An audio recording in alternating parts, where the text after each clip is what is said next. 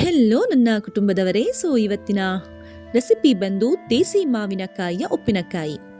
ತಮ್ನೇಲಲ್ಲಿರೋ ಪ್ರಕಾರ ದೇಸಿ ಅಂತ ಹೇಳಿದ ಮೇಲೆ ವಿಡಿಯೋ ರೆಕಾರ್ಡಿಂಗ್ ಸಹ ದೇಸಿಯಾಗಿ ಮಾಡಿರ್ತಕ್ಕಂಥದ್ದು. ಯಾವುದೇ ರೀತಿಯಾದಂತಹ ಫಿಲ್ಟರ್ ಆಗಲಿ ಎಡಿಟ್ಸ್ ಆಗಲಿ ಇಲ್ಲ.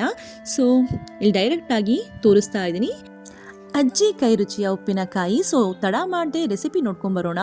4 ಮಾವಿನಕಾಯಿನ ಚೆನ್ನಾಗಿ ತೊಳೆದು ಅದನ್ನು ಕಾಟನ್ ಬಟ್ಟೆಯಲ್ಲಿ ಒರೆಸಿ ಈ ರೀತಿ ಸಣ್ಣದಾಗಿ ಹೆಚ್ಚಿ ಇಟ್ಕೊಂಡಿದ್ದಾರೆ ಒಂದು ಕಡೆ. ಈಗ ಪೌಡರ್ ನೋಡ್ಕೊಂಬರೋಣ. 2 ಸ್ಪೂನ್ ಮೆಂತ್ಯ ಕಾಳು, 2 ಸ್ಪೂನ್ ಸಾಸಿವೆ, 2 ಸ್ಪೂನ್ ಜೀರಿಗೆನ ಈ ರೀತಿ ಕೆಂಪಗಾಗೋ ಥರ ಹುರ್ಕೊಂಡು ಅದನ್ನು ಒಂದು ಸಣ್ಣ ಮಿಕ್ಸಿ ಜಾರ್ಗೆ ಹಾಕ್ಕೊಂಡು ನುಣ್ಣಗೆ ಪೌಡರ್ ರೀತಿ ರುಬ್ಕೋಬೇಕು. ಅದೇ ಮಿಕ್ಸಿ ಜಾರಿಗೆ 1 ಮುಟ್ಟಿ ಆಗುವಷ್ಟು ಬೆಳ್ಳುಳ್ಳಿನ ಹಾಕ್ಕೊಂಡು ತರಿಯಾಗಿ ರುಬ್ಕೋಬೇಕು. ಮಿಕ್ಸ್ ಮಾಡುವಾಗ ಹೇಗೆ ಮಿಕ್ಸ್ ಮಾಡ್ತಾರೆ ಅಂತ ನೋಡ್ಕೊಳ್ಳಿ. ಟೇಸ್ಟ್ ಒಂದ್ಸತಿ ಟ್ರೈ ಮಾಡಿ ನೋಡಿ. ಸಖತ್ತಾಗಿದೆ, ಅಲ್ಟಿಮೇಟ್ ಆಗಿದೆ. ನೋಡಿದ್ರೇ ಬಾಯಲ್ಲಿ ನೀರು ಬರುತ್ತೆ, ಹಾಗಿರುತ್ತೆ.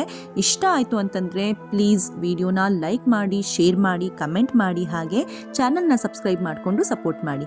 ಈಗ ಒಂದು ಬಾಣಲಿಗೆ ಹೆಚ್ಚಿರ್ತಕ್ಕಂತಹ ಮಾವಿನಕಾಯಿ ಹಾಕ್ಕೊಂಡ್ರು ಮಾಡಿರ್ತಕ್ಕಂತಹ ಪುಡಿಯನ್ನು ಹಾಕ್ಕೊಂಡಿದ್ದಾರೆ.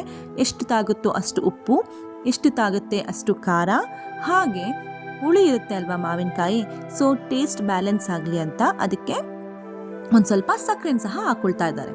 ಇಷ್ಟೆಲ್ಲ ಚೆನ್ನಾಗಿ ಮಿಕ್ಸ್ ಮಾಡ್ಕೊಂಡಾದ್ಮೇಲೆ ಅದಕ್ಕೆ ರುಬ್ಬಿಟ್ಟಿರ್ತಕ್ಕಂತಹ ಬೆಳ್ಳುಳ್ಳಿನ ಹಾಕಿ ಚೆನ್ನಾಗಿ ಮಿಕ್ಸ್ ಮಾಡ್ಕೊಳ್ತಾ ಇದ್ದಾರೆ.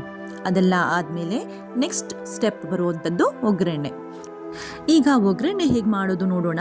ಬಾಣಲಿಗೆ ಎಷ್ಟು ಬೇಕು ಅಷ್ಟು ಎಣ್ಣೆ ಹಾಕ್ಕೊಂಡು ಅದಕ್ಕೆ 1 ಸ್ಪೂನಷ್ಟು ಸಾಸಿವೆ ಕಾಳನ್ನ ಹಾಕ್ಕೊಂಡು ಚಟಪಟ ಸಿಡಿಸ್ಕೊಂಡಿದ್ದೀವಿ.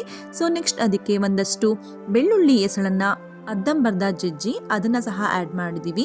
ಹಾಗೆ ಅದಕ್ಕೆ ಕರಿಬೇವನ್ನು ಸಹ ಆ್ಯಡ್ ಮಾಡಿ ಬೆಳ್ಳುಳ್ಳಿ ಕೆಂಪಾಗೋ ತನಕ ಹುರ್ಕೊಂಡು ಸ್ಟವ್ನ ಆಫ್ ಮಾಡಿ ಮಾಡಿರ್ತಕ್ಕಂತಹ ಮಾವಿನಕಾಯಿ ಮಿಶ್ರಣನ ಹಾಕಿ ಚೆನ್ನಾಗಿ ಮಿಕ್ಸ್ ಮಾಡಿಕೊಂಡ್ರೆ ಮಾವಿನಕಾಯಿಯ ಉಪ್ಪಿನಕಾಯಿ ಸವಿಯಲು ಸಿದ್ಧ. ಎಷ್ಟು ಸಖತ್ತಾಗಿತ್ತು ಟೇಸ್ಟ್ ಅಂತ ಅಂದರೆ, ಹಾಗೆ ಊಟಕ್ಕೆ ನೆಂಚ್ಕೊಳ್ದಲೇ ಹಾಗೆ ಬರೀ ಬಾಯಲ್ಲೇ ತಿಂದು ಖಾಲಿ ಮಾಡಬೇಕು ಅಂತ ಅನಿಸೋ ಅಷ್ಟು ರುಚಿಕರವಾಗಿತ್ತು. ನೀವು ಕೂಡ ಟ್ರೈ ಮಾಡಿ. ವಿಡಿಯೋ ಇಷ್ಟ ಆಗಿದ್ದಲ್ಲಿ ಲೈಕ್, ಶೇರ್, ಸಬ್ಸ್ಕ್ರೈಬ್, ಕಮೆಂಟ್ ಮಾಡೋದನ್ನು ಮರಿಬೇಡಿ. ಎಲ್ಲ ಆದಮೇಲೆ ಈ ರೀತಿ ಏರ್ಟೈಟ್ ಕಂಟೈನರಲ್ಲಿ ಸ್ಟೋರ್ ಮಾಡಿ ಟೇಸ್ಟ್ ಮಾಡಿ ಮಜಾ ಮಾಡಿ. Thank you.